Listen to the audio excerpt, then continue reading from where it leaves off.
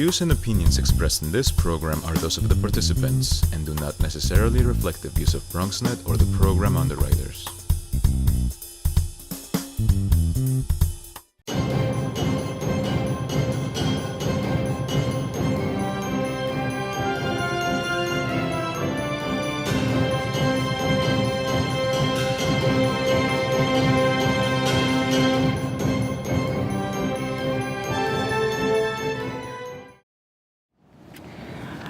Welcome, everyone. Thank you so much.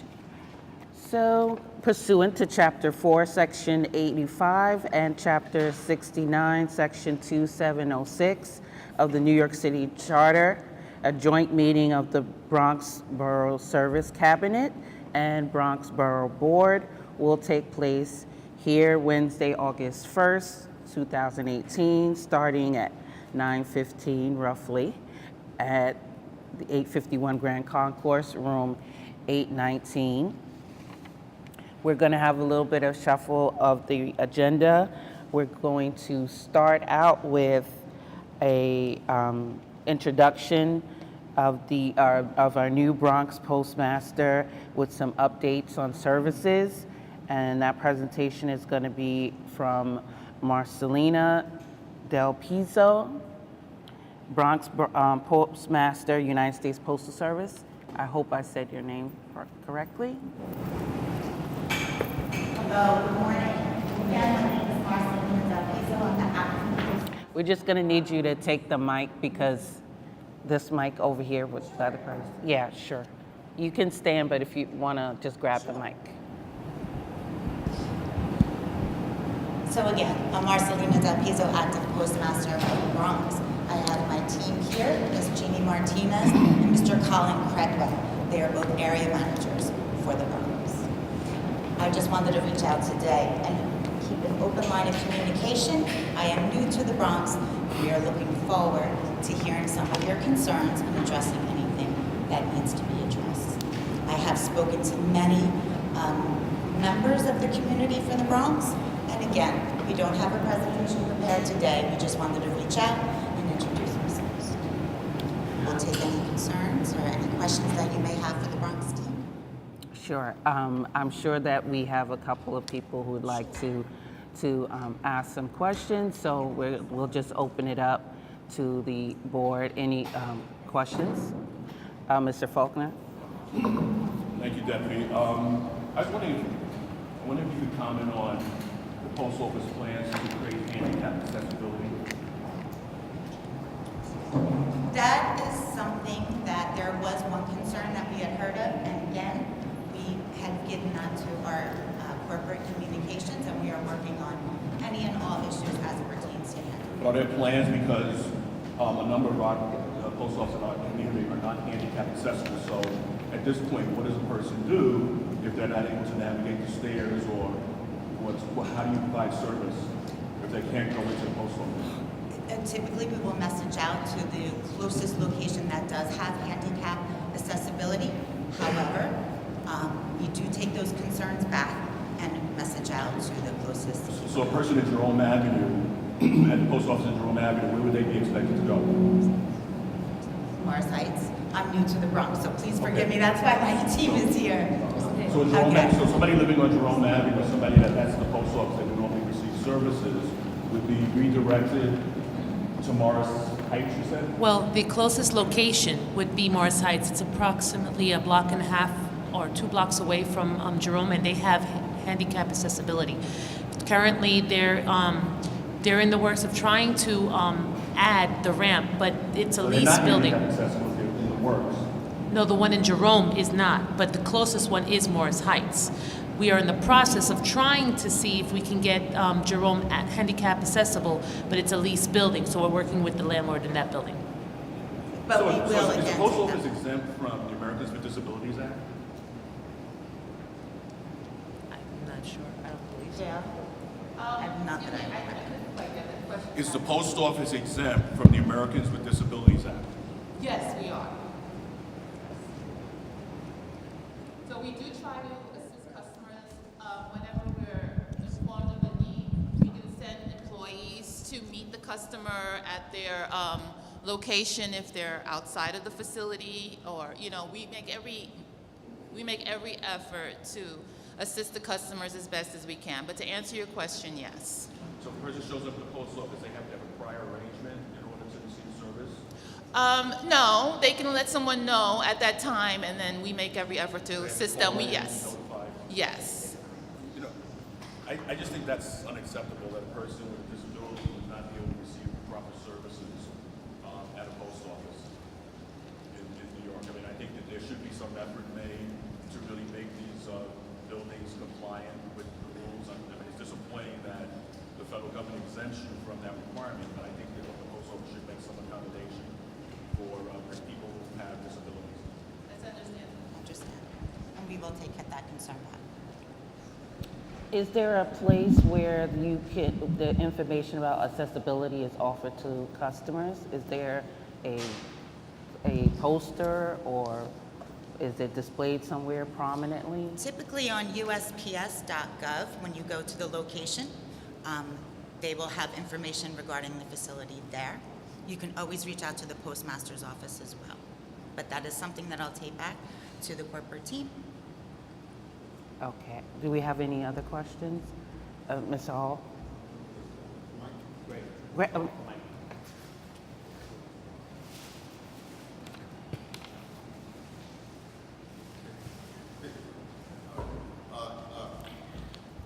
Good morning, I'm Bill Hall from Ward 12. Welcome to the Bronx. And I realize you're brand new. My question is there going to be a plan to increase personnel at the post office? The lines are sometimes like 45 minutes to see someone at the post office. I'm wondering if you have any plans instituted for personnel increase. We consistently check staffing as it pertains to the wait time and line issues.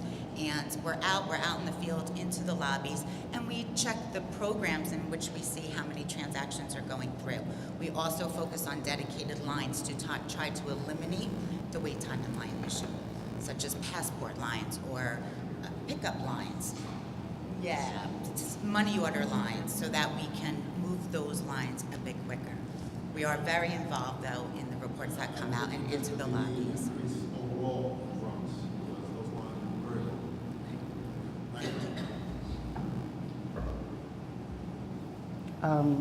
Ms. Bravo, just step to the mic. The Postal Union came to us about 2 months ago, Mm-hmm. about 2 months ago, and they mentioned trying to garner our support to increase services, but in those services, more so, it's kind of implementing banking services. Are you guys aware of that? And if you are, where are you with that? We are aware of it. Delivery is our core function right now. I expected that would be a question, so I did ask Consumer Affairs to prepare a response for that, which I'll read for you verbatim, because that is something that they are more involved. So the Postal Service mission is to provide the American public with trusted, affordable, and universal mail service. Our core function is delivery, not banking. Resources are limited, and we are focused on investing in the initiatives within our core function in order to grow volume and revenue where possible and provide additional contribution towards covering the cost of our universal retail, processing, and delivery network. The Postal Service provides a certain financial services appropriate to our existing infrastructure, including money orders, electronic fund transfers, and U.S. Treasury check cashing to meet customer needs. To the extent of our research concludes that we can legally provide additional services at a profit and without distraction from our core business. We would consider banking. However, public policy and regulatory discussions that consider important postal concerns must be addressed before the Postal Service invests in an area outside our core function. So long story short, yes, they're still in the works. There's discussions. However, that is something that would be decided on a head of Because there is an existing issue with personnel, so I'm assuming Understood. that gets addressed and you'll consider those services. Absolutely. And of course, staffing would come into that. Anyone else? Mr. Robinson, you need the mic.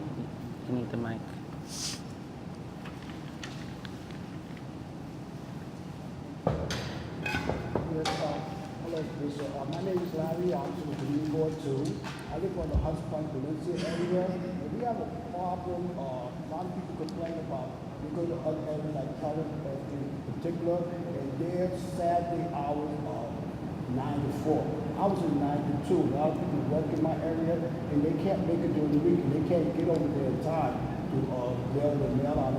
They want to know why the Benaya and Sutton Williamsburg post office are not open to 4 o'clock like other areas, co-op city, etc. Plaza. And that was I'm sorry, I couldn't hear everything. Huntsport and Boulevard. And their hours of operation? It's 9 to 2 instead of 9 to 4 like other areas. On Saturday? Saturday. Okay. And that is a concern that I'll take back. And another concern is they say that they have a problem with the attitude of some of the postal workers. Like when they ask them, well, the lines are long, why is nobody at this window, and why nobody give people to the right direction? And the attitude they get from the workers is very negative and hostile. Like, I don't have to ask you, I'm just going back in my office. Well, sir, that is something that we will not tolerate, and we will address that for sure. Again, open line of communication. Always feel free to reach out to the postmaster's office. For those of you who have spoken to me in the past, you know that I will return your call come day or night. I will address everything that's brought to my attention.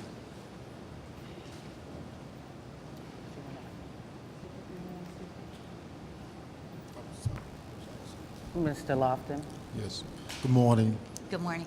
Would you have a listing of how many post offices in Bronx County are handicapped accessible? I do not have that information on me, however, I will get it for you. Okay, thank you. Any other questions, comments, I'm sorry. concerns?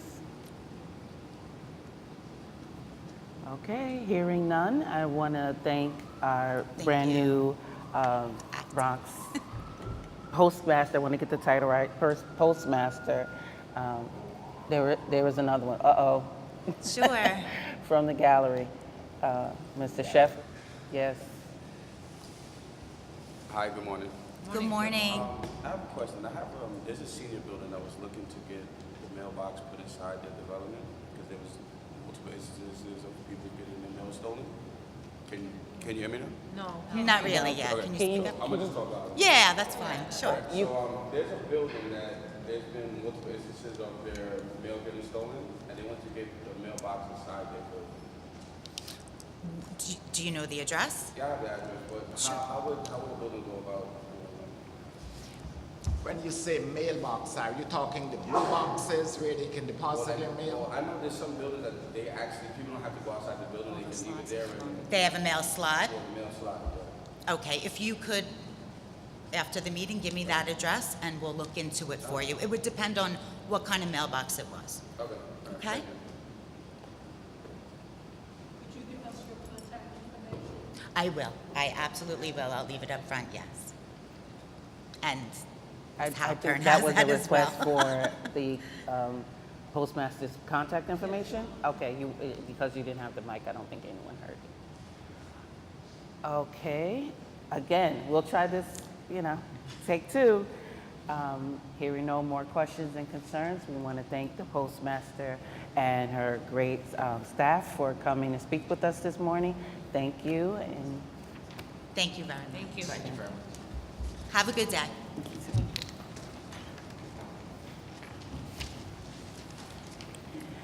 okay, returning to the top portion of our agenda, we'll have an introduction to reentry employment initiatives with the presentation by Anthony Hernandez, Senior Job Developer, Job Reentry Program, Housing Works, Inc. And I see there are two lovely ladies that I don't have their names, so I'm sorry, I hope they'll introduce themselves. Absolutely. Good morning, everyone. Let me just grab this mic here. Try not to sing karaoke. All right, so to my left, I have we allow that here, by the way. Oh, you do? It is allowed. To my left is my Director of Reentry Initiatives, Danielle Spina. To my right, Asia Culpepper, who is our Internship Coordinator. Behind me, we have Vanessa Garcia, who is my Job Developer in our Interim Retention Specialist, Shirley Wong. I'm sorry, my coffee's still trying to kick in. So I'm going to have Ms. Spina kind of introduce and start the overview of the program before I chime in. Thank you for having us, everyone, to go over Housing Works reentry initiatives. So real quick, Housing Works, we have 2 reentry programs that we currently operate. The SMART program, which stands for the Specialized Model for Adult Reentry Treatment, which is a contract between Housing Works and New York City Department of Correction. And then what we're going to be speaking about today is the Housing Works Jails to Jobs program, which is a collaboration between Housing Works and the Mayor's Office of Criminal Justice. So the SMART program, we service Brooklyn and Manhattan detention centers. We provide 7 days a week programming. So Monday through Friday, we do soft skills groups directly in the day rooms. We have full-time group facilitators who go over topics like parenting, conflict resolution, anger management, and then based upon participant engagement in the Monday through Friday groups, we then partner with Hostos Community College, who comes in and does the hard skills trainings on the weekends. So the hard skills trainings are OSHA 10, flagger, scaffolding, custodial maintenance, all of these workforce readiness and industry recognized credentials that they can receive while incarcerated. So layered with the group services, we then have 3 community navigators on staff who, they're basically case managers, and they come in and provide discharge and pre-release planning, care coordination, all of the things that we can do pre-release to address the high-risk needs post-release. Once clients are released, whether that be bail or a dismissal, whatever situation they may encounter, our office is located at 301 West 37th Street, so we're in Midtown. Clients then arrive and we connect them to the Housing Works pre-existing infrastructure of healthcare services. Clients can access medical care, dental, vision, mental health, substance use, so on and so forth. We focus on connecting clients to care first for those stabilizing services, many of whom can opt out. All of our services are voluntary. Once clients receive stabilizing services, that's when they receive the referral for vocational programming. So what we first realized was when we launched the SMART program in October of 2017, was when we were first present inside Brooklyn and Manhattan detention centers, is that given the fact it's a DOC contract, many of the funds were heavily jail-based to provide those group services and that care coordination. So when the Mayor's Office of Criminal Justice put out the RFP for the Jails to Jobs program, we at Housing Works threw our hat in the ring and were awarded as of January. And in April of this year, we launched. So we were very new.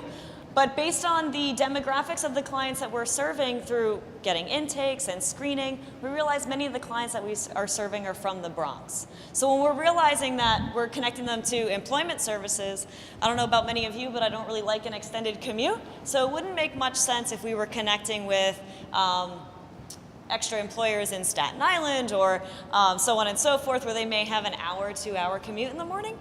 So if you can go to the next slide. That's why we're here today.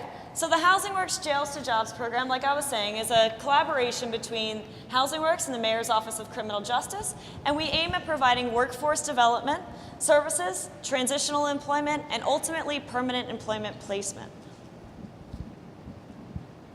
We have 3 key components, so the workforce development, like I said, job development, which is where our job developers come into play, and they're the ones out in the field meeting with employers, meeting with different community-based organizations to start connecting and carving out those pipelines to different sectors and industries, which Anthony will go over a little bit at the end about some of the industries that we've already tapped into. We then have the Women's Initiative. So the SMART program, we strictly service men 22 years of age and older who are incarcerated at Brooklyn and Manhattan detention centers. But the Women's Initiative is where we've opened this up to service both men and women. So we're connecting with community-based organizations, shelters and other services, touch points where women who are formerly incarcerated may encounter services. So that's where we come in to do the same care coordination, link them into our services, and then link them into employment. For workforce development, we have paid internships, employment placement, additional hard skills trainings, which again, we partnered with Hostos on this contract as well, to do the hard skills trainings in the community. So clients would go right here to get the college experience, and we looked at Hostos Community College, their building lab, where we will provide OSHA 30 and that site safety certification. We have employment retention monitoring. That's where Shirley Wong comes in. So once a client is placed, what we also do is provide that extra layer of support to assist in clients maintaining employment. So this isn't just about a numbers game. How many can we get placed? How many can we employ? It's really about the long-term game and what employment can do for someone. Provide stability, provide purpose, provide additional opportunities thereforth. So that's where Shirley comes in. We monitor 30, 60, 90-day, 1-year milestones of employment, and we kind of troubleshoot along the way. Is it childcare? Is it something else going on? Do we need to connect and make sure that clients are connected to mental health, substance use, anything that comes up? We have job development services. We do employer education presentations. It's not always about linkage agreements or affiliation agreements. A lot of times it's just about educating employers about the formerly incarcerated, about reentry services. Naturally, there's a stigma associated, so we try to break that barrier. What are the benefits? What's the return on investment of hiring someone who's reentry involved or criminal justice involved? Develop employment opportunities and matching a client's skill set, a client's needs, wants, with the appropriate employment. We're not going to place someone who wants to be in food service in construction just because maybe we have a vacancy there. We would work with that client. So the eligibility criteria is quite simple. 18 years of age and older. It's a co-ed program, and all participants must have come in contact with the New York City Department of Corrections system in the past 3 years. So although we may service those who are coming home from state or federal, they had to have in the past 3 years come in contact with the New York City Department of Corrections. So compete and thrive. So some of our services, most times, clients come to us and they say, okay, where's my job? Where's my apartment? Where's this? Where's that? The entire purpose of this is to empower clients to self-sustain recovery, to self-sustain reentry. So when it comes to competing and thriving, the services that we provide basically make clients equal competitors in this market. So if they were to sit in a lobby of 10 candidates going for a job, that they're provided with the skills, the knowledge, and the preparation to compete equally. So we have resume development, career mapping, so job, better job, career. We work with clients to understand that sometimes that first job that you have is not your dream job, but we're working on a path to get there. Strength-based job coaching, community partnership referrals, paid internships, education opportunities, whether that be GED or higher education, transportation, and retention counseling. Our 2-week job training program is called Teaching Us Professional Attitude Choices, TUPAC. In that 2 weeks, clients attend.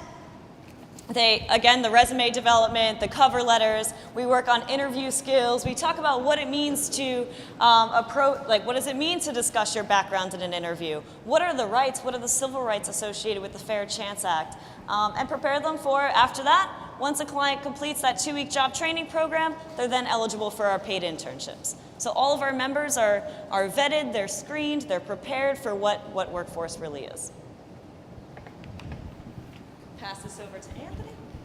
So just to give you a sense, after the TUPAC training is commenced, or even during, let's talk about during, because between myself and the Jails to Jobs team, we actually have a part that we sit in and we conduct mock interviews with the participants just to gauge what type of work or opportunities they're interested in connecting themselves with, but also to determine if they're job ready, if they need to kind of tweak their interview skills to ultimately get them ready for that paid internship at the end of the training. So it gives us the advantage to gauge if we don't have the opportunities that they're looking to work out of, to develop those relationships. Between myself and Vanessa, we are alumni of the Workforce One Career Centers.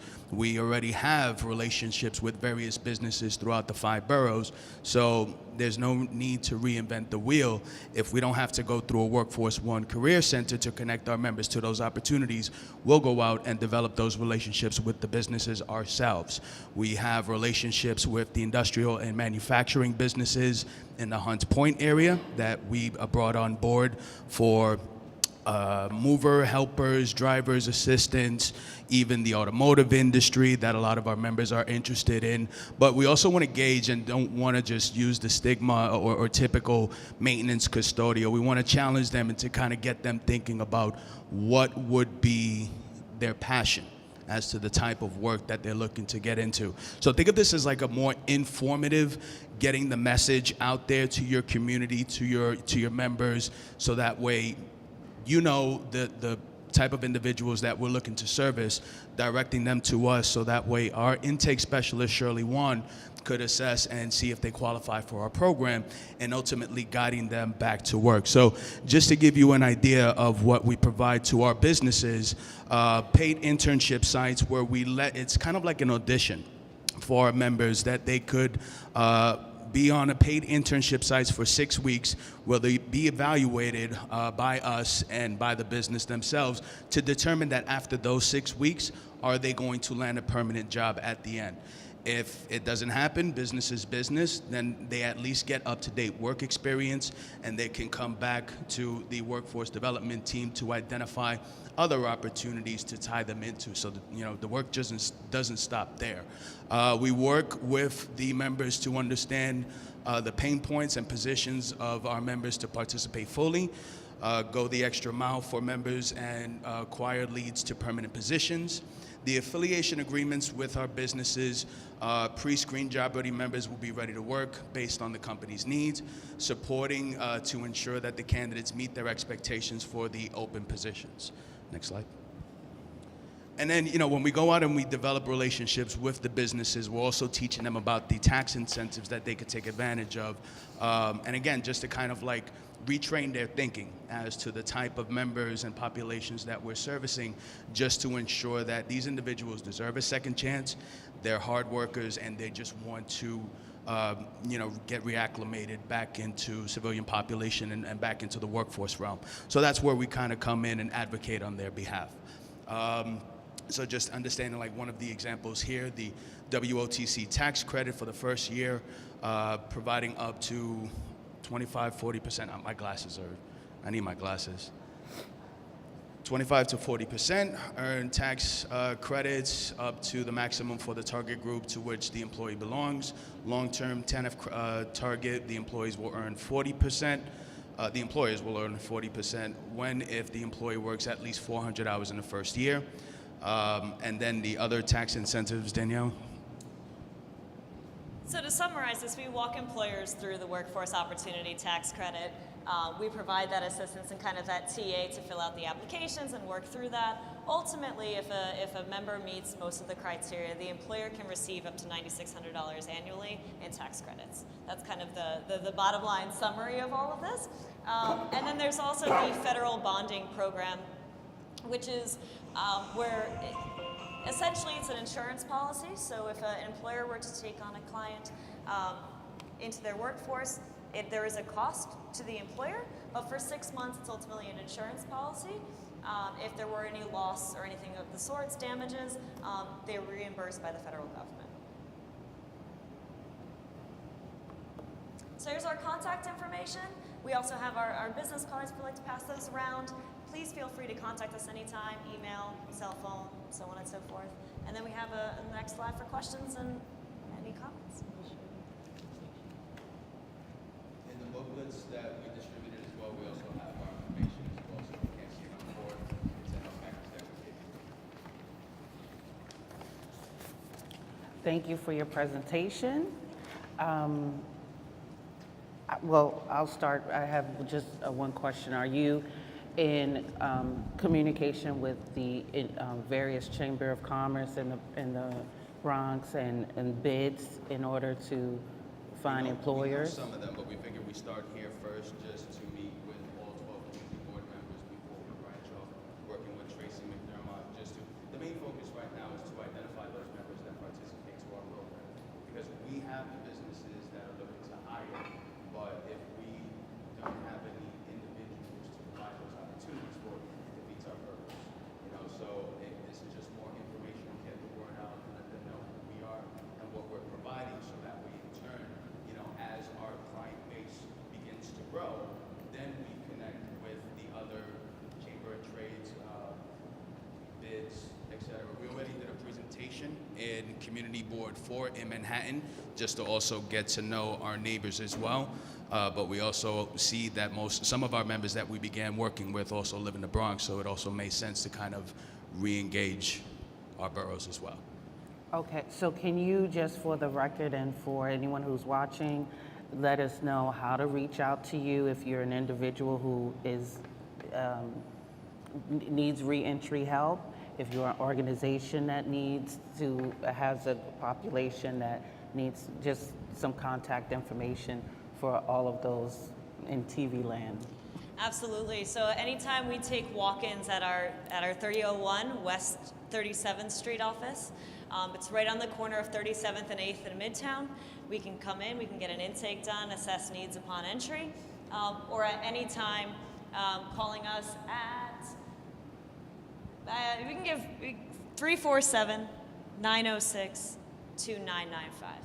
That's my cell phone number, and from there, based on the needs, I can kind of connect to either program or the appropriate staff member. Okay. Have you considered a Bronx office? So this one gives me that all the time. So that's where we're based out of. Many times we can partner with other organizations. We can set up intake days. We were even talking with Workforce One to utilize their conference space and to do maybe some workshops there. So at any point in time, we're more than happy to set up a satellite location and kind of have a day about that. Okay. Any other questions? Ms. Torres? You mentioned that you've been receiving like referrals from the Bronx. Do you have a number of how many of those referrals you've been receiving and per district? So have you been seeing a certain concentration coming from a specific district, or do you have any of that data that you can provide? So it's based upon the jail-based intake, so I don't have exact data on that, but we were realizing that changes every day based upon our demographics of those who are assigned to our units. So we don't have exact data on the follow-up, but you can surely email, send that on over. Mr. Robinson. I have a question. You talked about working with specific groups like 18 and up that have been incarcerated. What about the kids in the poor neighborhoods, the impoverished neighborhoods that are 18 and up? They've been arrested, but they don't have no job. You guys don't deal with them completely? They're out of your picture? So these two programs are specific reentry programs. However, if someone were to arrive at Housing Works and want workforce readiness services, we can partner with other, community-based organizations that do specific workforce development.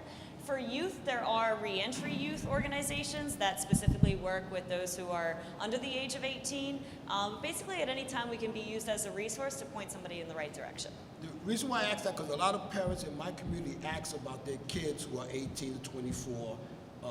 They didn't finish high school, they don't have a criminal record, but they go look for assistance, and everybody say, oh, you have to be convicted, you have to be a drug user, or previous drug user. And I'm trying to figure out why that trend is going that way. It's because you're getting grant funding from the city, state, federal government. Right. They focus on that group. What area are you in? I'm in Community Board 2, called the South Bronx, Hunts Point, Valencia. South Bronx. Again, we have a policy that we don't turn anyone away. We do have the connections and resources to tie them into either DYCD or YAIP program, young adult internship program. We do have those resources and connections to kind of guide them to the appropriate channels. Our focus is the population that we're looking to service, but we don't turn anyone away if we know where to guide them or connect them to. You know what I mean? Let me ask you another question. Do you give the kids transportation money to get to your facility for the training? Our members? Yes. You do, all right. Our members, it's Metro Cards. Okay. Yes. Thank you. Thank you. Mr. Hall.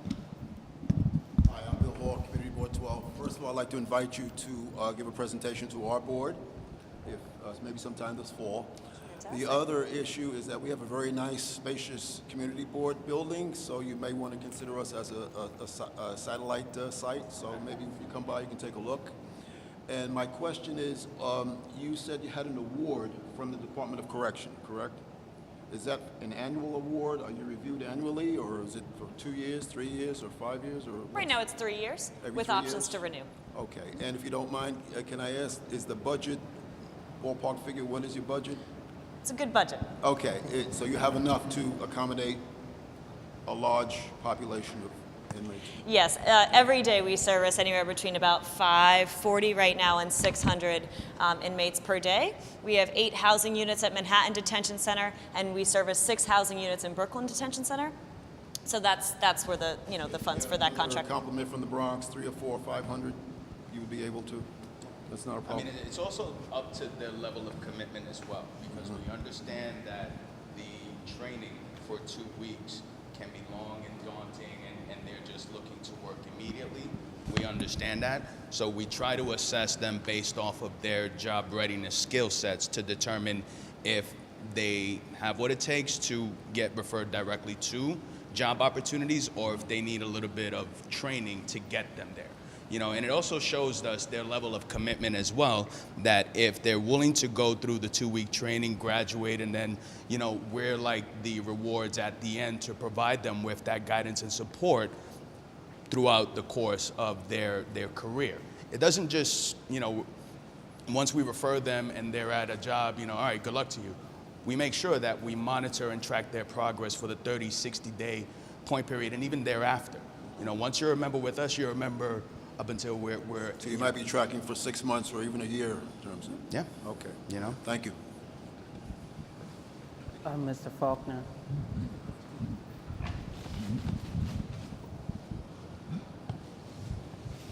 Yeah, thank you for your presentation. I just was wondering if you could talk a little about some of the outcomes. For example, when people who complete the 6-week internship, what percentage of those jobs remain? How many employees actually keep the person employed? Do you have numbers on that? And then based on when a person is employed, what's the average length of employment that a person is likely to have? So the retention statistics at this point, given the fact that we're a startup, launching with SMART in October, launching with Jails to Jobs in April, but right now our conversion rate from internship to permanent placement right now is about 85%. That's very good. Thank you. And 85% of what number? Of those who complete the internship, ultimately maintain employment and permanent placement. Right. How many are we talking about? So right now we service 43 community members. Of those 43, it's been 21, so 85. So anywhere between, we have about 15 permanently placed right now. Okay. Mohammed, can you just take the... Thank you, Madam. So I just want to thank you very much for your presentation. I'd like to invite you to our board, Community Board 9. We have the largest board in the district, so please do the presentation in our board as well. I was about to say we will not have community board wars here. We'd love to do presentations, even if it was specific employers, or if you have a certain network, we're more than happy, like we were saying. Part of what we do is not always a linkage agreement or an affiliation agreement. We're more than happy just to do a presentation, an education presentation. Great. So if I can, think about the type of employers that you think would benefit from our program, because we have some here in the Bronx, but we're just starting. And we're starting to build up that momentum to, connect with those businesses. Like, for example, even Fresh Direct, I bumped into last week at the Bruckner Bar and Grill. I believe his name was Larry or Leon. Larry. Okay. So, in just briefing, lovely Bruckner Bar and Grill, he did mention to me that his business was background friendly and green light. I'm like, all right, so how do I establish a partnership with them to really kind of drive the members, to our program, saying we have a relationship with Fresh Direct. You go through the training course, you go through our program and our initiative. We could then provide you with an opportunity to go through a paid internship site that will lead to a permanent placement at Fresh Direct. That marquee name right there will drive a lot of traffic and credibility and notoriety is what we're trying to do. So that's my kind of proposal to you guys to, not just identify the members that could benefit from our program, but what businesses could we connect ourselves with to network as well. Any other questions? Hi, Mr. Lofton. It's been a while, sir. Yes. Could you tell me the level of referrals that you have from the Horizon Juvenile Facility on 149th Street over the past 3 years of your contract? They generally deal with young people that have been incarcerated up to the age of 18 to 24 years old. So You just said wondered no. if you had any referrals from the Horizon Juvenile Facility on 149th Street in Ward 1. So just to clarify, you're asking how many referrals we have Yes, of young people coming out from the Horizon Juvenile Facility. Horizon. Right. Yes.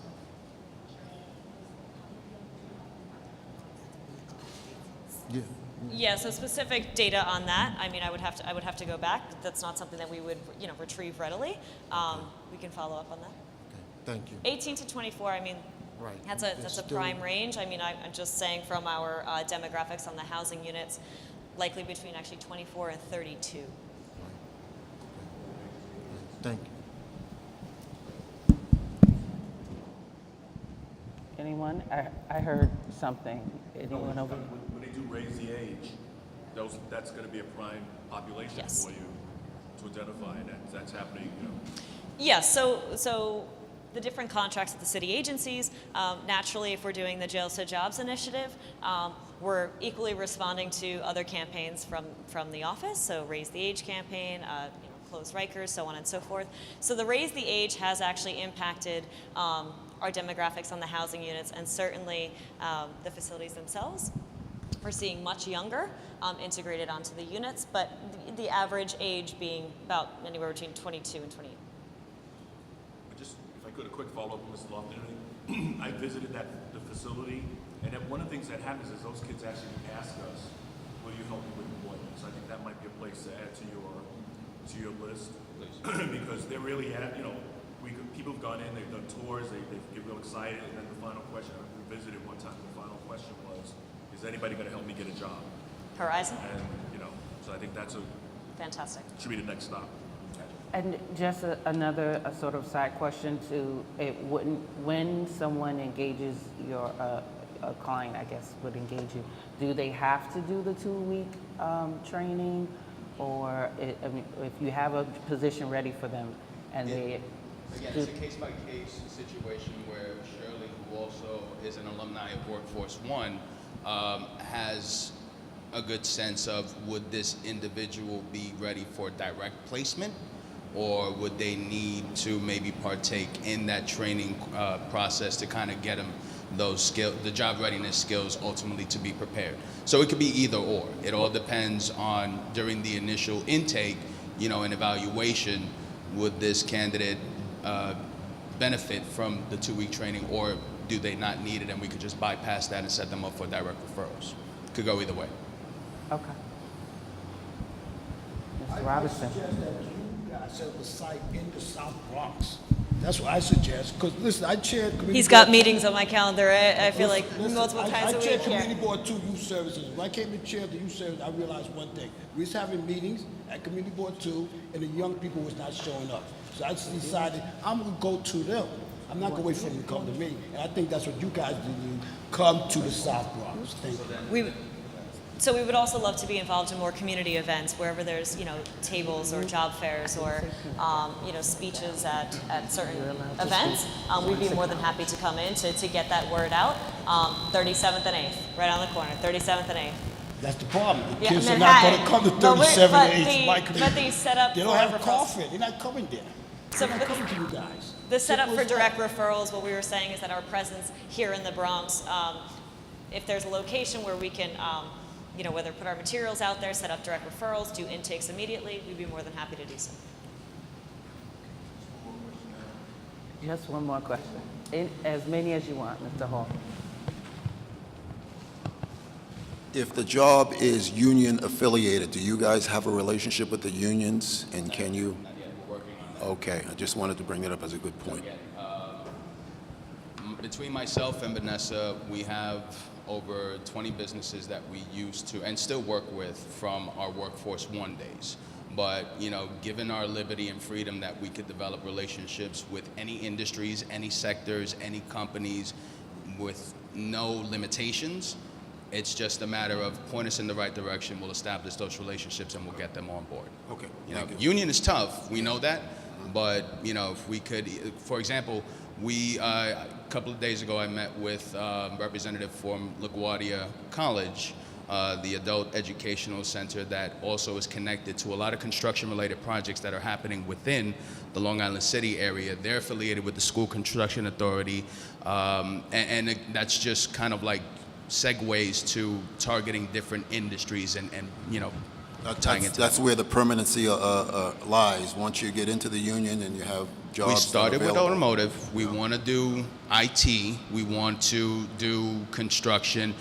Cover all bases, you know, so that way we could get those participants engaged and showing them that we're the real deal, and we're going to connect them to those initiatives that will lead to ultimate career goals at the end.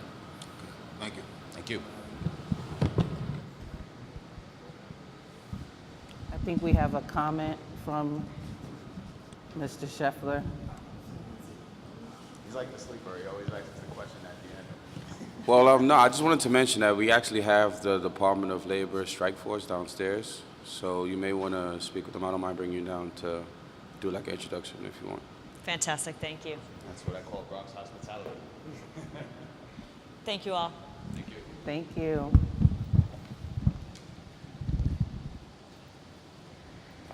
Next, we're going to have overview and status of the Car Share NYC program presented by friend to the Bronx, Nervado Lopez, Bronx Commissioner, Lauren McNeil, Project Manager, New York City Department of Transportation.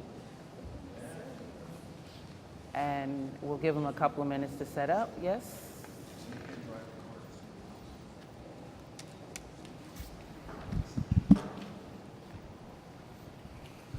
Well, while we're setting up, I'll just take the time to introduce myself. My name is Nervado Lopez. I'm the Bronx Borough Commissioner for the Department of Transportation. I'm here with Laura McNeil and also Matt Arancio, who works in my office. And some of you may have heard about car sharing in general, Zipcar being the more popular company out there. But we're here to talk today about a program, a pilot program that New York City DOT started earlier this summer, where we are trying out car sharing on either the city street or inside DOT municipal lots throughout the city.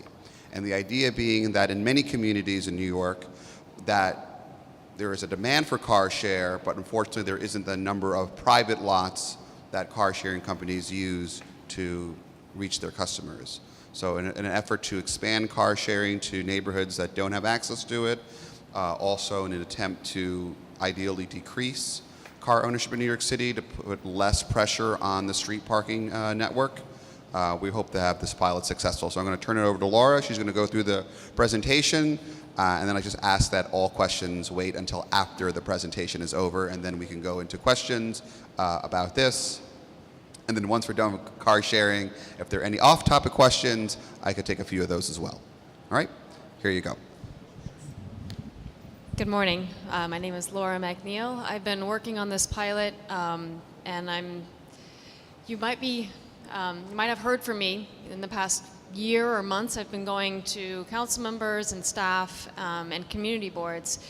So I'll try to go through this, not too slow, not too quick, and feel free to follow up with questions at the end. So as Navardo mentioned, this comes from an attempt for the agency to be a little bit more creative and innovative in how we deal with our limited transportation network and the ever-increasing number of cars on our streets. We're trying to support sustainable transportation, and we believe that car sharing, which is shared use mobility, you don't have to own the vehicle to have access to it. You can rent it on a short-term basis by the minute, the hour, or the day. And insurance is included, and maintenance is included, and gas is included. So what you pay is all that you need to have access to the car. And in this pilot, we're working with Zipcar and Enterprise, although as we developed this program, we made it available to all car share companies, and these are the ones that we're working with. As Navardo mentioned, and as you probably are aware, car share is not new to New York City. It's been around for the past up to 10 years. The problem is that Zipcar and Enterprise until now have only been able to operate out of private garages. So where there are neighborhoods with private garages, great, but there are a lot of neighborhoods in the Bronx and in Brooklyn and Queens where there aren't private garages available because the buildings and the houses aren't built with private garages. So even if there is a lot of coverage, and you can see here on what we have, the red and the blue dots, it's concentrated in Manhattan, it's scattered around the outer boroughs, and then there are large swaths of neighborhoods, even in western Brooklyn and Queens, but particularly in eastern Brooklyn and Queens, and most of the Bronx, there just aren't any existing car share facilities for people who might want to have access to this service.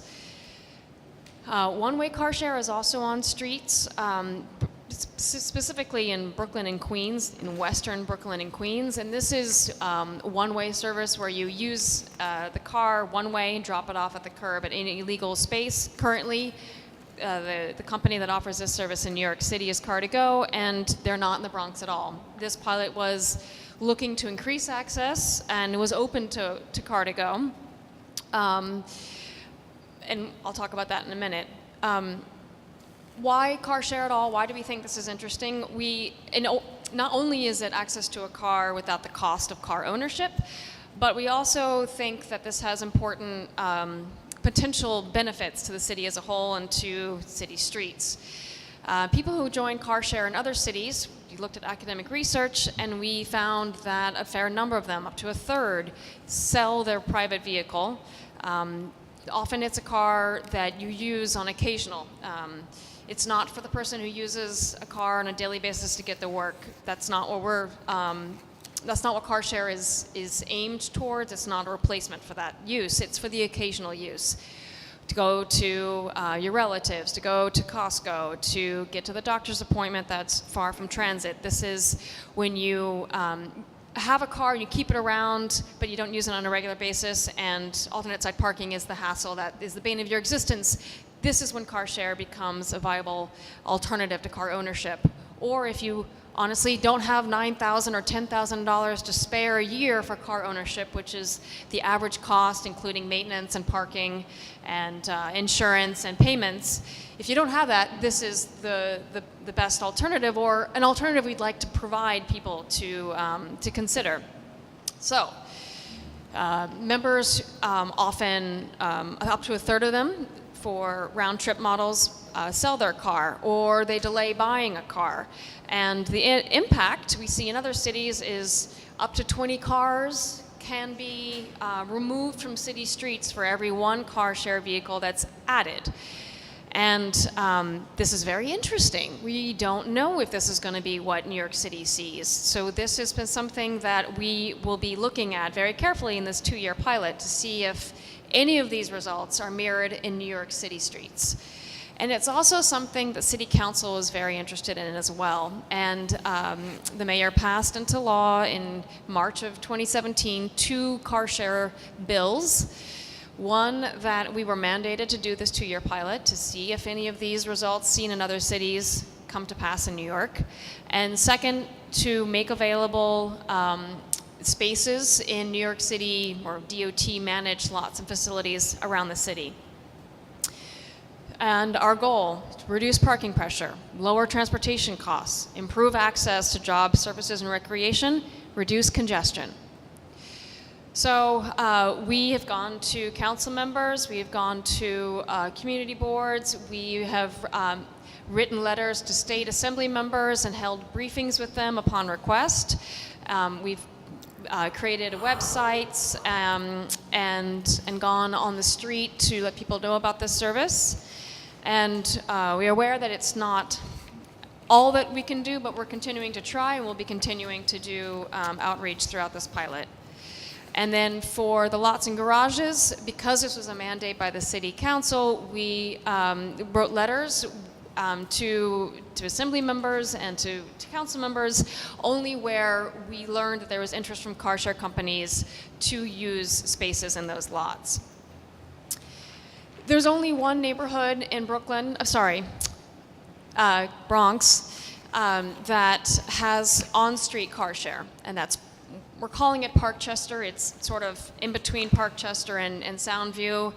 It was a lot of debate on what we should call this neighborhood, but it's bounded by East Tremont and the Bruckner Expressway between the Bronx River and White Plains Road, thereabouts. We had a lot of interest from Zipcar to be in this neighborhood. All 20 spaces we made available and we cited were selected by Zipcar. So Parkchester neighborhoods and residents have these 20 car share vehicles on the street as of July. I would say that it took about a couple of weeks for Zipcar to ramp up and put the cars on the street. So you should have seen Zipcars on the street in these spaces as of July. And they'll be in place for at least 2 years as mandated by City Council. We went to the libraries, we went online, we went to the Brooklyn, sorry, I need more caffeine, the Bronx Community Board 9 board, and we also tweeted. But we are aware that there could be more outreach, and we're continuing to spread the word, and we welcome your assistance on that. The pilot was a framework based on permits in order to roll out as quickly as possible and to have flexibility. With a permit-based system, we can relocate car share vehicles as we see fit, based on membership data, based on safety hazards, or any new information that we did not take into consideration or changed along the way. We made it available to any car share company model that met our conditions, and some of those conditions included sharing data with us, so we know how many members are using these spaces, how long the trips are,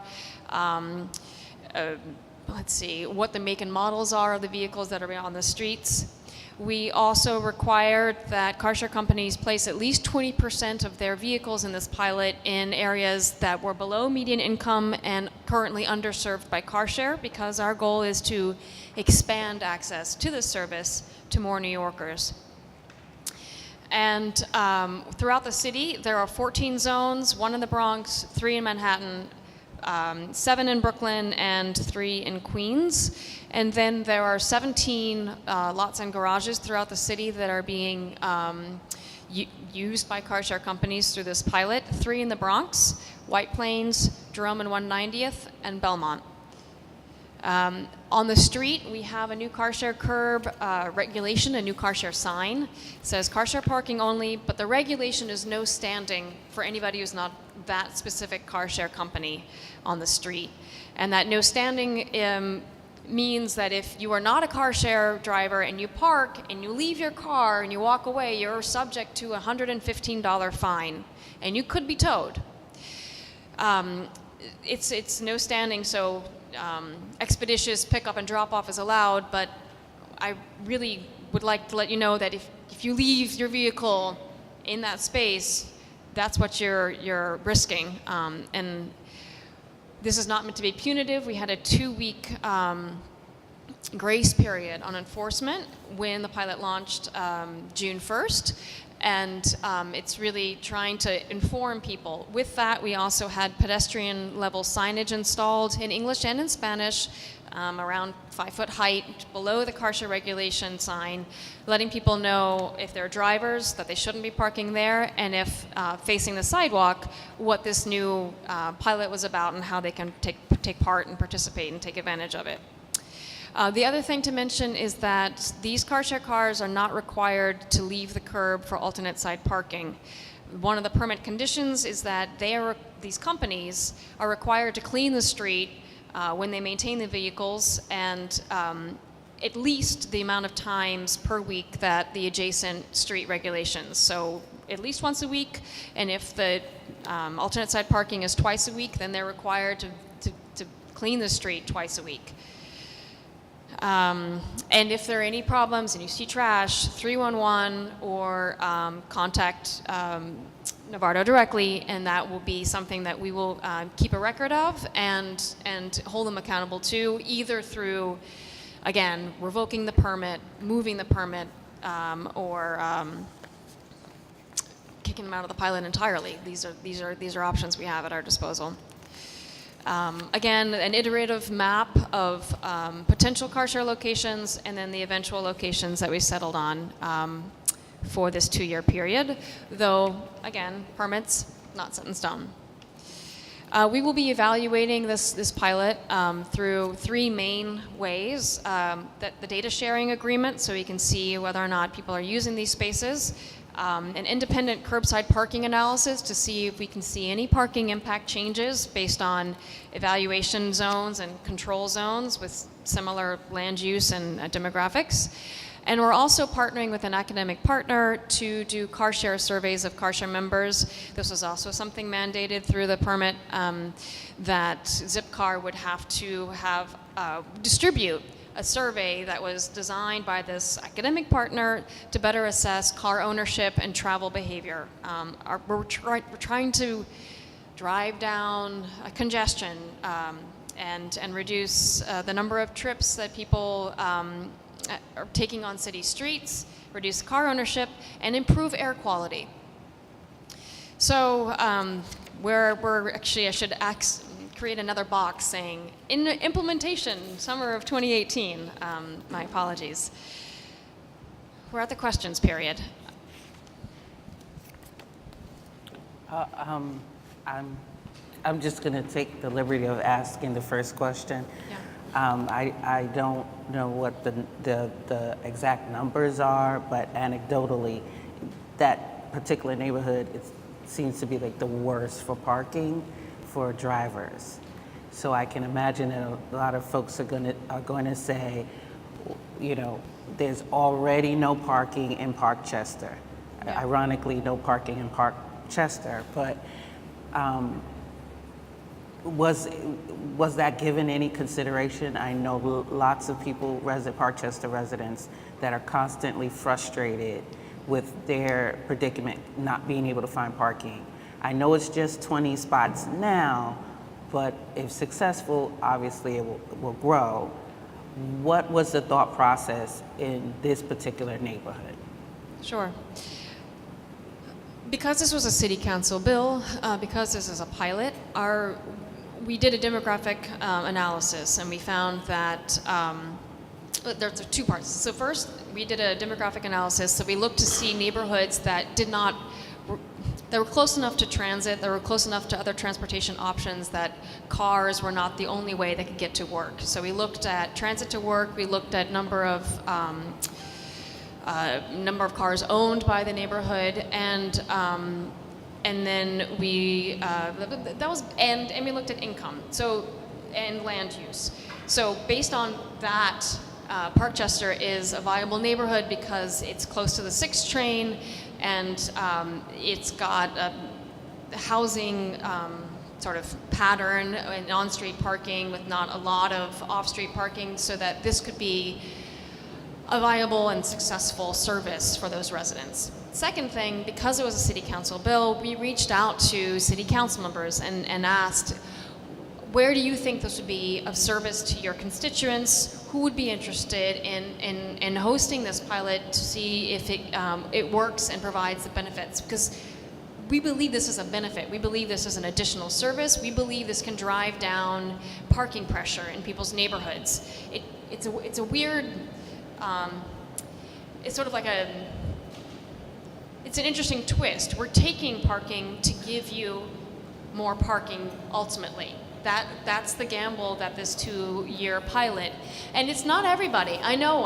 I see your expressions, and that's what we're going to be testing with this pilot. And if we find that no one gives up their cars and only drives more, then that's not going to work for us as a city, and that's not going to work for you as Bronx residents, and we understand that.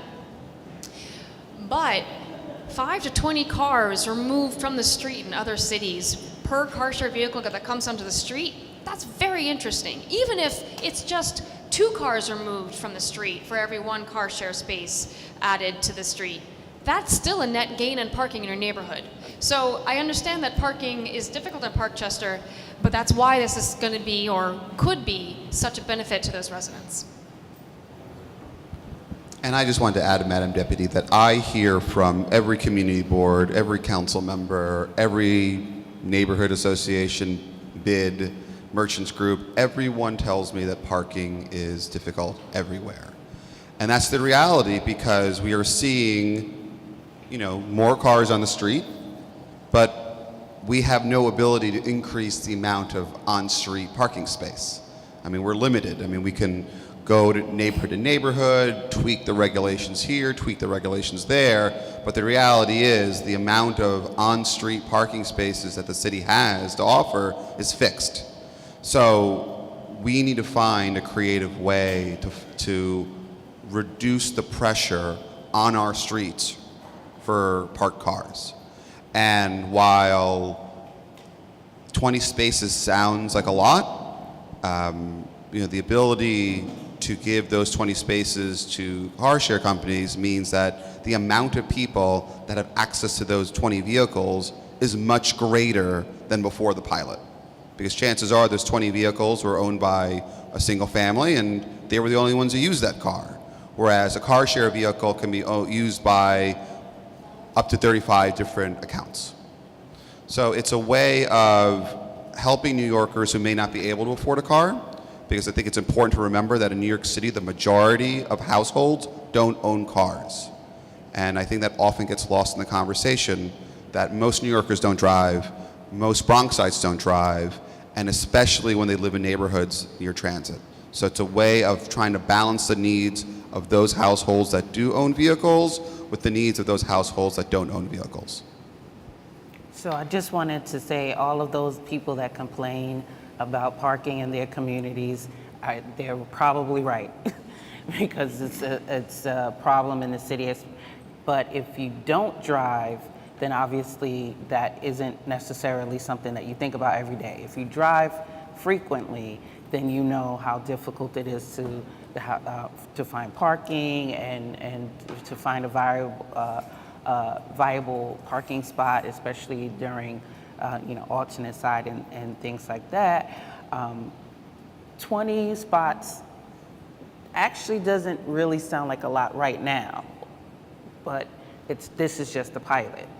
So I'm going to open up to more questions from, you can Yeah, I just want to add that I think that we are a long ways away from determining whether this 20 pilot program will work.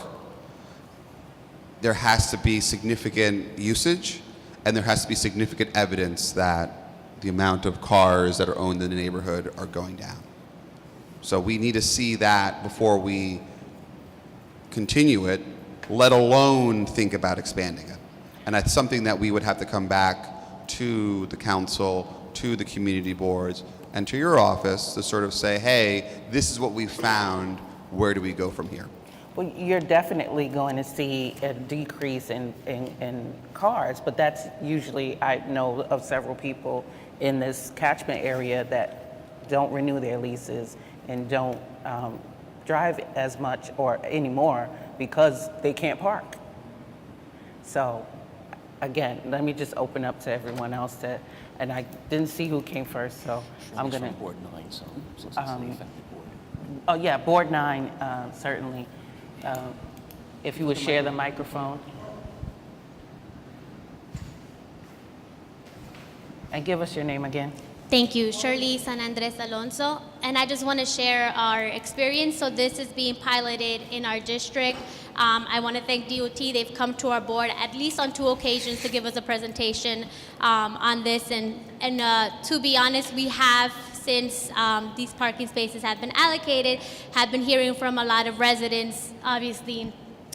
Deputy Borough President, you said it, a lot of complaints about people, our residents saying that there's not sufficient parking spaces already, and so this is what's being taken now for these shared card companies.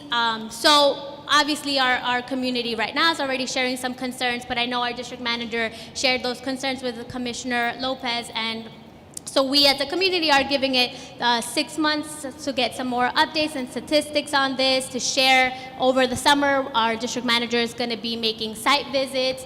We're going to be collecting data, and so as of right now, all I can say is we have been receiving some complaints, but we are going to take this initiative happily, test it out, hopefully have a good outcome.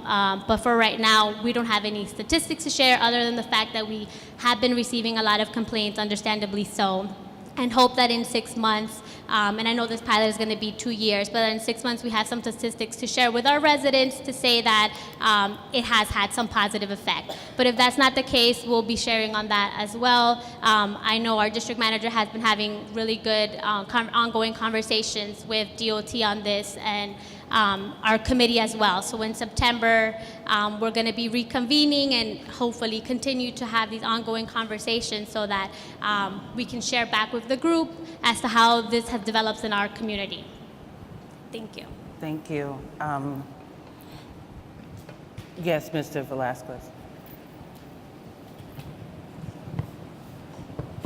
Okay, my question is, so those 20 spots are in residential spaces, not in meter parking. In the future, are there thoughts of having it on meter parking or divvying it up so folks, so both sides could feel some brunt? Because I understand that the city doesn't want to lose any funds on the meter parking, but would there be any consideration because folks who are in the residential areas are the ones who are feeling the brunt of it now? Yeah, good question. 2 answers. Metered parking often serves a different need. It's often on commercial corridors where turnover and access to the stores is the driving reason behind the metered designation. In this particular case, car share is designed to be accessible and convenient for people where they live, for their homes, and it's substituting for the use of substituting for the use of car ownership, and it's not about turnover. So they're serving 2 different needs that are potentially not compatible. So for this pilot, we're not going to metered spaces because we're focusing on trying to create convenient access to car share for residents, and we feel that metered parking serves a different need for different constituents in the city. If we find through this pilot that that people are using car share in a different way, then or if we hear from communities that really are driving a conversation that we should be considering, or even community boards and elected officials, we're hope that this is information we can use to reconsider our approach in any long-term policy that we have not developed yet. And I think it's also important to your question about, the revenue loss. That's really not a consideration. So in Manhattan, OMB would say otherwise. in Manhattan, as part of the bike share, which is separate from this, bike share docks do take up parking spaces, but there, Motivate pays the city for the use of those spaces where we collect revenue. So in any future instance, and again, not saying this would happen, but where we would want to put a car share spot in a metered spot, we would require probably that car share company to pay us for the lost revenue. But that would have to be under a different framework. Because of this permit framework, we're prevented from being able to charge these companies anything other than administrative fees for the cost of reviewing and processing the applications for the permits. We're going to have a comment from Mr. Scheffler in the gallery. Hello. So Navarro, you probably received my email, but it's not just Parkchester, it's Soundview that these car shares are as well. And it's taken up, obviously, it takes up 2 spots, and MTA, and this was included with MTA, MTA has these long bus stops that you may want to look into, so y'all won't be taking spots from the community, so y'all can share the spaces with MTA. So, I mean, that was a suggestion. I know MTA is looking into it, but that's something that you should really consider based on the length of the bus stops.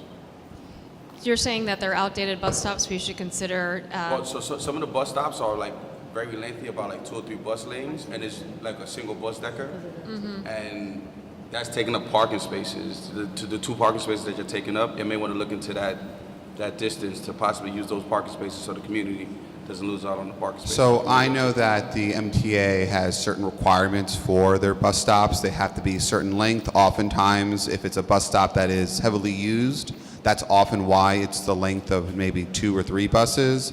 And also, some locations aren't really bus stops. Some locations are both bus stops and layover areas.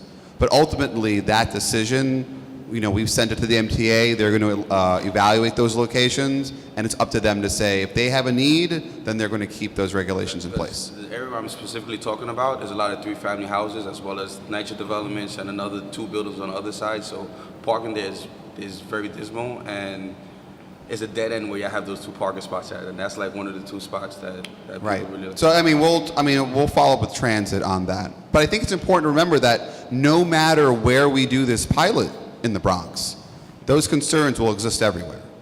So if my concern is, and if we simply use the criteria that, well, this neighborhood has too little parking, don't do it here, then it's effectively saying that we can't do it anywhere, because that's true in every community board. Or you can look at gas stations that have empty lots. But we can't require private property owners to use car share. That has to be a decision made by the private property owner. The only thing the city can do is use the spaces that belong to the city. I can't go to the owner of a gas station and say, you must use 2 spots for car share. That's up to them. And they're already free to do that regardless of what the law says. I mean, that's what you often see in a lot of places outside of the Bronx, and even in a few places in the Bronx where private lots have been contacted by the companies and sell a couple of spots to those companies. But ultimately, that's a decision that can only be made by the owner of the lot. I have no power to tell any gas owner station, you must do this in your property. Mr. Faulkner, followed by Mr. Hall.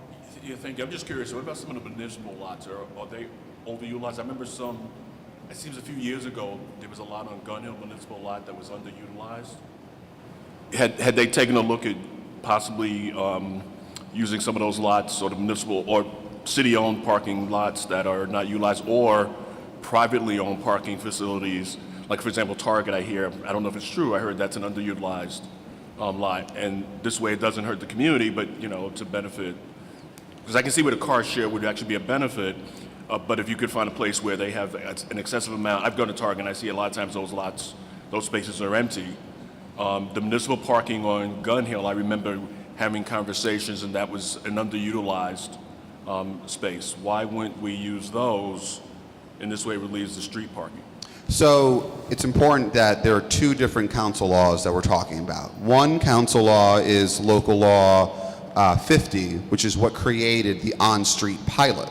But there was also local law 47, which mandated car sharing in all municipal lots.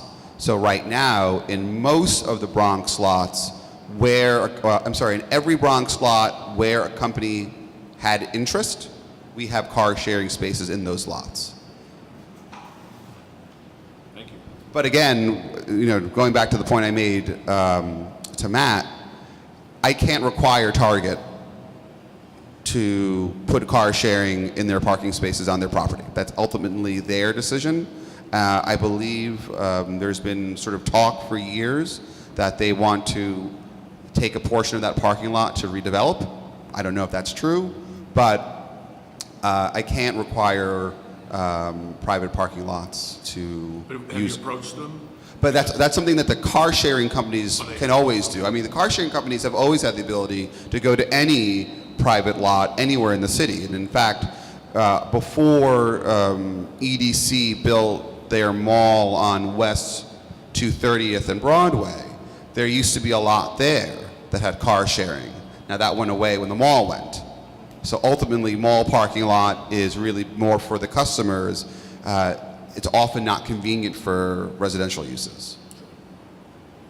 Can you share the mic with Mr. Hall, who's next, and then after Mr. Tubbs?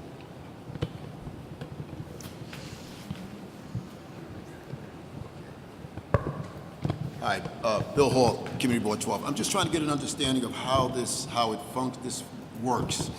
There are 20 spots. Individual picks up the car from that spot and drops off the car at the same spot. Now, can they go to a different location with that car? Can they go to a Manhattan location, a Brooklyn location? When you say location, do you mean to say can they end their trip, park, In other and walk words, away? Can they park at a different zip car location? Or do they have to return? Technically, no. You could, as a zip car member, you could take the risk of parking in another car share parking space, but then you're preventing that person from returning that car to its home. The model for, but let me take that back and say, Zipcar is a round trip model. It's got a home. It's got a specific car and a specific home. It happens to be, in this case, on the street in Parkchester. So you walk to that car, you either use your phone or a Zipcar card that you tap on the windshield, which unlocks the car, and you open the car door, and there's a key that always remains inside the car that you use to open it. You have a reservation that you can book in advance or just a few minutes before time. As long as the car is available, you can use it. You pick up the car and you can park it. You can walk away, you can do your errands, but it's still on the clock. Your trip ends when you return it to its home. So the 20 spots, you'll never have a situation where there's a 21st car coming or a 22nd car coming in those spots? It should not be the case. And if they are, they're doing something little like, oh, I'm just going to park here, do this thing, and hope no one catches me. Not great. All right, thank you. I just needed an understanding of how that works. Thank you. And as we mentioned in the presentation, there is a different model of car share. Zipcar and Enterprise are round trips, but Car2Go, which is the model that is only right now in Brooklyn. You can see it, those like little tiny white and blue smart cars, those like itty bitty smart cars. They're there. That's what their model is. That's how they're best known. Car2Go is a single trip model. But that's not Mr. Tubbs? So in developments that are coming online that come with a subsidy and they're going to be having parking spots, how are you guys working with them to get dedicated parking spots if taxpayers are going to be subsidizing these developments? Like, are you guys working with them to get dedicated parking spots in new developments that are coming online that come with a taxpayer subsidy? Well, that's not our domain, but we have been talking to the Department of City Planning, who have been thinking about this. So the Department of City Planning's first step was to create or pass a law that allows car share companies to be in private garages. So that's the case where developers will sometimes have arrangements with, let's say, Zipcar to provide service to their constituents in that building, and as a result, well, that's what's allowed in New York City now. There is in other cities there is the option of reducing the number of parking spaces that is mandated for a building size because there's a car share service available. That New York City's not there yet, but the first step is to allow and to encourage those types of car sharing services in new developments.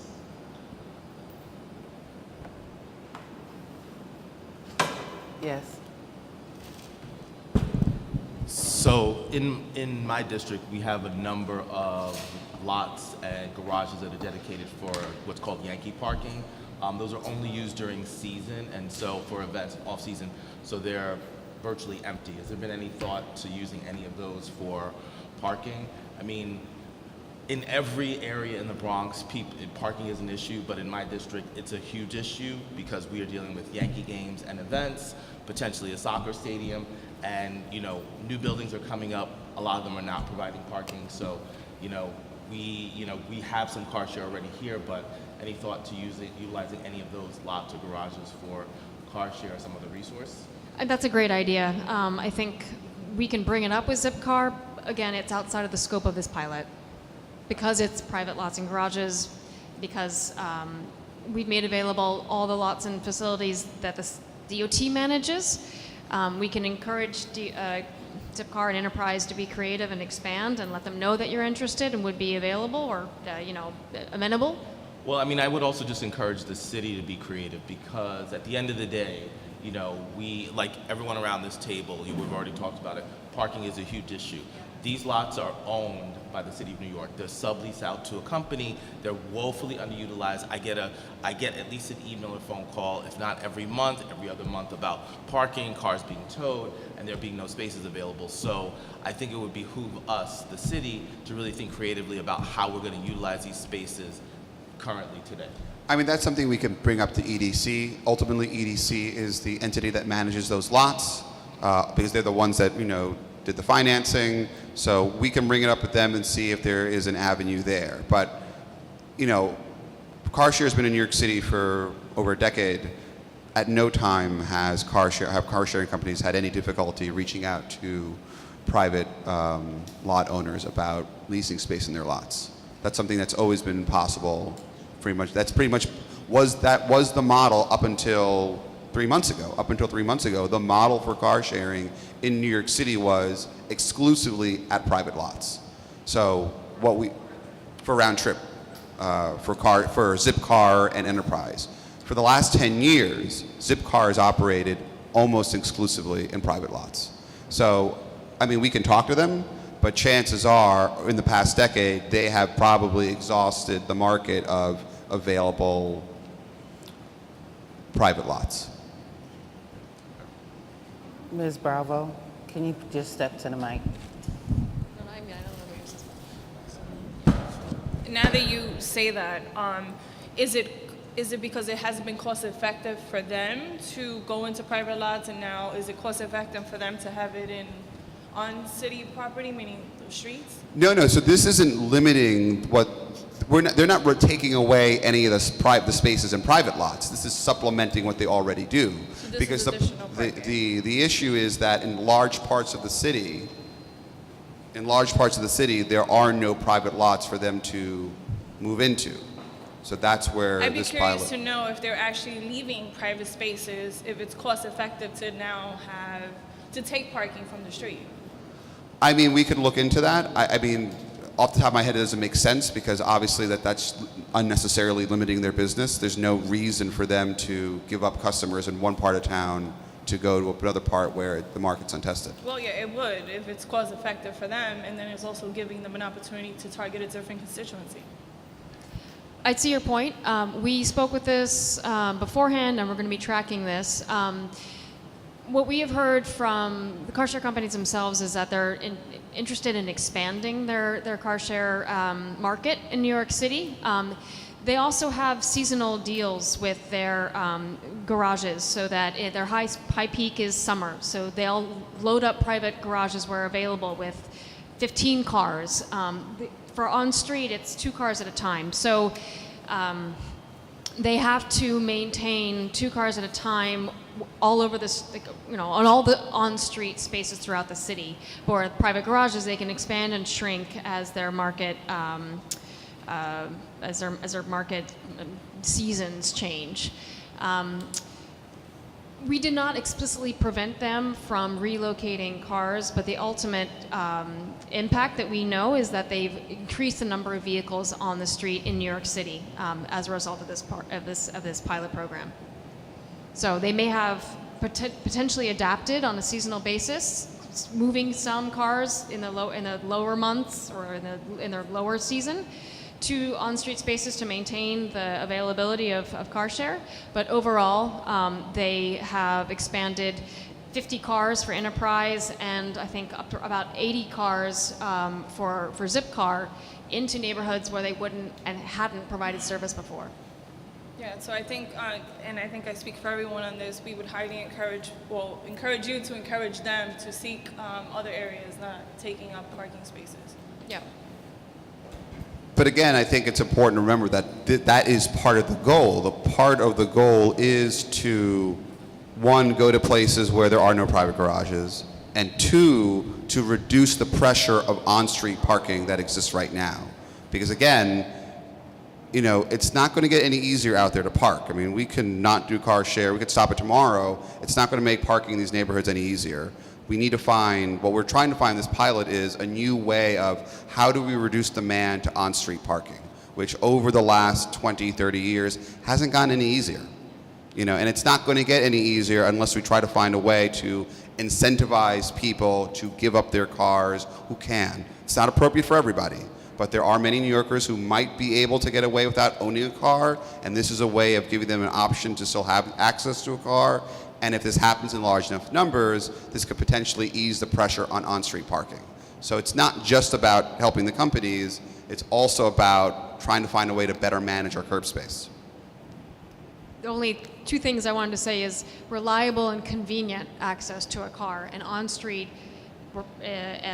provides the convenient and with 2 spaces at a time, reliable access, and that's what we'll be measuring through this 2-year pilot. And if we find that's not the case, then this is the opportunity to have the information to reassess how we move forward.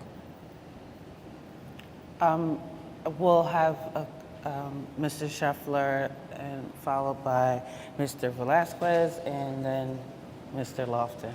Thanks. So, to piggyback on Ms. Bravo, she had mentioned is it cost effective? Are y'all charging Enterprise for these 2 spots that's on the streets? So with that permit-based system, we are not able to charge for the space. We're only able to, through the Office of Management and Budget, charge for the administrative costs of administering that permit. So this pilot program is not a revenue-based pilot. This pilot is providing a service for the community residents and information to the city to figure out if this is something that is in... So cost effectively, probably administrative fee is It's cheaper than the lease. $765 for Enterprise for 2 years for all their spaces per company. It's not, this is not the revenue model that we will be, that we're using is not, the goal is not revenue, the goal is to find information and to provide a service to see if it benefits the city and residents. Once we have information, then we can figure out the best model, whether it's like a contract-based or franchise. What we did not want to do was get locked into a 10-year franchise with something that wasn't in the best interests of the city and Bronx residents. Okay, now with I sort of go back on to build on that. I think I understand more of the questions where they're coming from now. Under the city's franchising rules, under the rules of procurement, if we give out city space to a private entity and we charge that private entity, that's a franchise, and then we are locked into a very long-term deal with that entity. That is what the charter says, that's what the ad code says, that is how the city can sort of lease public space to a private entity. So for example, bus shelters and newsstands, that's a franchise. It's a long-term agreement that the city has with a third party. We get revenue, we and the third party split the revenue. So if car sharing is going to be a system where companies are going to pay the city for those spaces, it has to be done under the franchise mechanism. But we're not there yet because we don't necessarily want to take these spaces for a 5 or 10 or 15-year period. It could be that after 2 years, we find out that it doesn't work, and then we have to think about something else. But if it does work, then we have to enter into a new agreement. It wouldn't be this sort of permit system that we have now. It would be a different agreement under a franchise where the city would be getting revenue. So these spaces that they have, it's just temporary. It's just 2 years. Anything after that would have to be under a different system. I mean, 2 years for parking is still a long time. But now, if the Zip cars wanted to, say for example, they find a gas station that they want to be in, would you give those parking spots back to the community, or would you just have them use those 2 spots as well as use the gas stations? Probably during the course of the pilot, we want to see we want the pilot to evaluate how the on-street spaces work. And then at the, we're going to get data from them every 6 months. But the purpose of the pilot is 2 years to see how it works, to see how the on-street spaces are used, to see what the effect of the on-street spaces are on on the surrounding neighborhood. But the pilot period is intended to be a 2-year pilot period to evaluate for the city to get data, because we really don't have any data. I mean, we have a lot of anecdotal evidence, but we don't have any hard, concrete data that can let us know, can this pilot work? Is it achieving the goals that the city has laid out to the public? We won't know that until we sort of go through the period.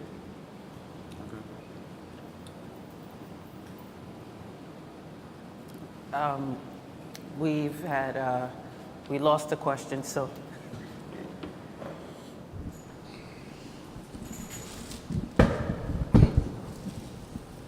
Thank you, Commissioner. First of all, I wanted to thank you for coming to our community board back in 2017 to talk about the pilot. We had a refreshing discussion about it.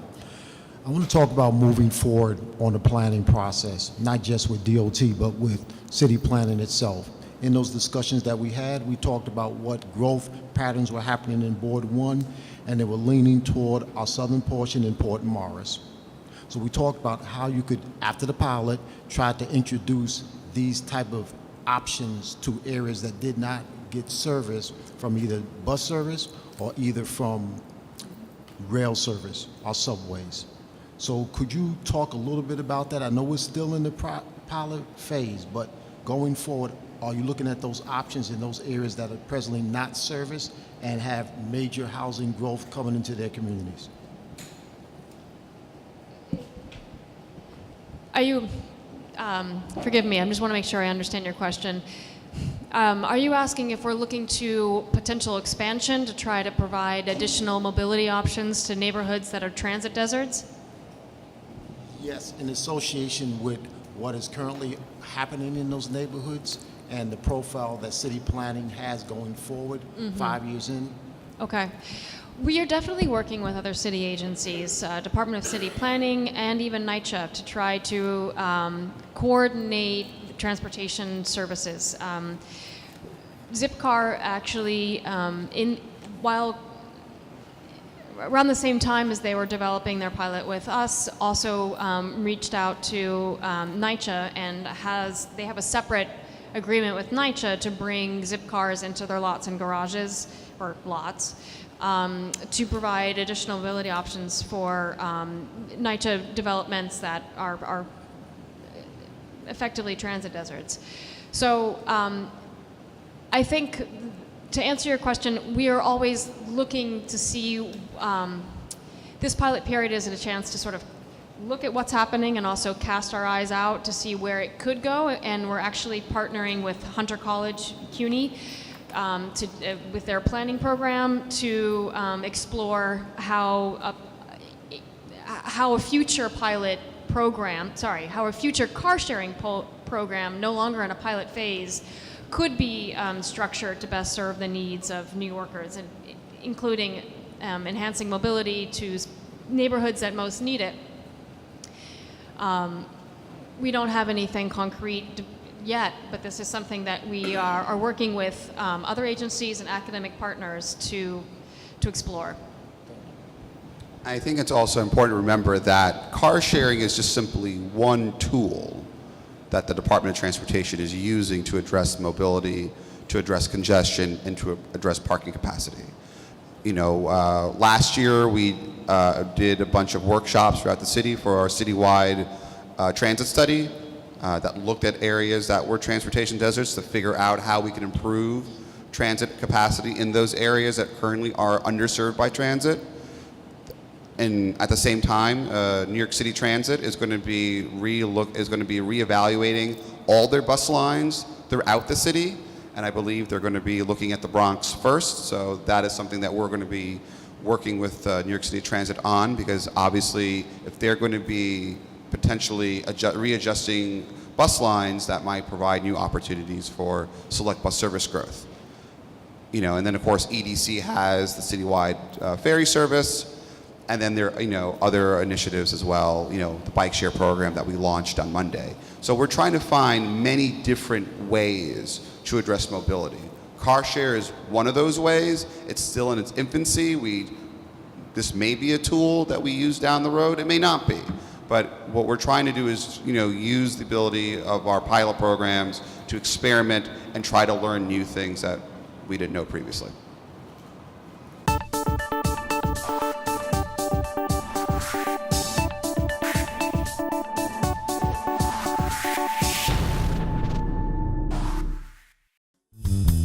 The views and opinions expressed in this program are those of the participants and do not necessarily reflect the views of BronxNet or the program underwriters.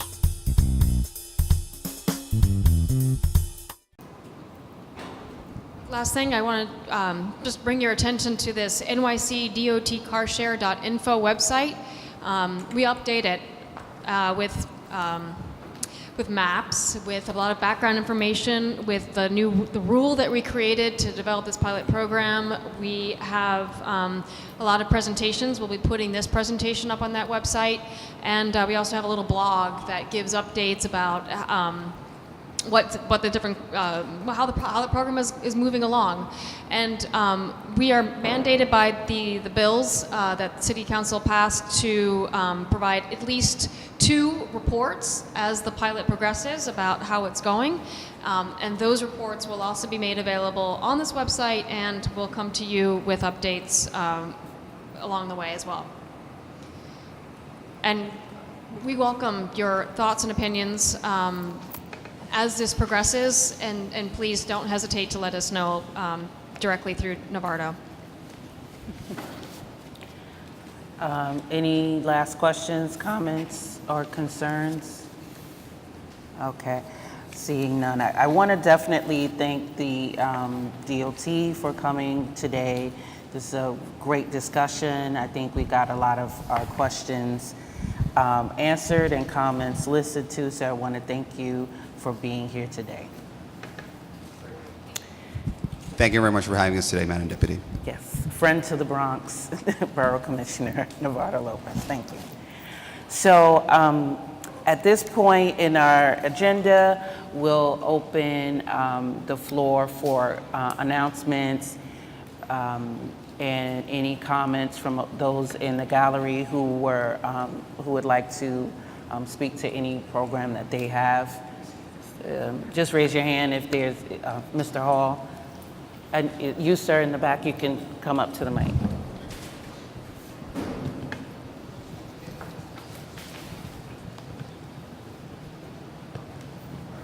I just want to reiterate, I did at the last meeting that we're going to have borough consultations at Board 12.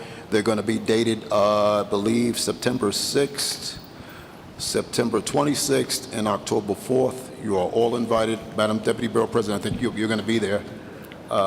They only tell me shortly in advance where I'm going. Well, so. You're going to be there. But I want to invite everybody if you're available. Thank you. Yes, sir. Hi, everyone. Brian Fargnoli from New York City Emergency Management. Just going to give a brief update. As you probably know, over the past couple of weeks, we've been working on the steam pipe explosion in Manhattan. Our role in that is starting to diminish a bit, considering a lot of the apartments and surrounding buildings have been inspected and re-entry is being allowed back in. But it does provide a good opportunity for people to be aware of the emergencies that could happen, to plan for those emergencies, and to create a go bag in the event that you're displaced from your home. And we have more information on our website that can teach you how to do that. In addition, I just want to reiterate on what I said last month about cooling centers. During a heat event in which the heat index reaches 95 degrees Fahrenheit for 2 consecutive days, or 100 degrees Fahrenheit for 1 day or more, our cooling centers will be activated, and you can find information on where the cooling centers are through 311 or through our website, and we have more information on heat emergencies at nyc.gov/beattheheat. We have National Preparedness Month coming up in September, so you'll see emergency management out and about throughout the city, tabling, doing presentations, and answering constituent questions related to emergency preparedness. It's always a good time to create a go bag, make a plan, and to learn about hurricane season. And we have our Cert trainings coming up in Brooklyn and Manhattan in October. The Brooklyn Cert training will be at Wyckoff Gardens, 280 Wyckoff Street, and the Manhattan training will be at 25 West 18th Street. It's a 5-week training that meets twice a week, and individuals who want to participate do not have to train in the borough they live. So if you work in Manhattan and you live in the Bronx, you're more than welcome to train there. And if you don't mind making the commute to Brooklyn or Manhattan, you're more than welcome to train there for that reason as well. And as always, you can reach out to intergov at oem.nyc.gov for any questions, and I'm happy to take questions if there are any. Do we have any questions for OEM? Thank you. Thank you so much for having me. Of course.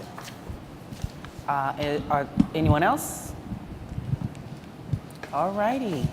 So as always, I thank you all for being here. I thank the community boards and their chairs and district managers for their service. And let's have a great day.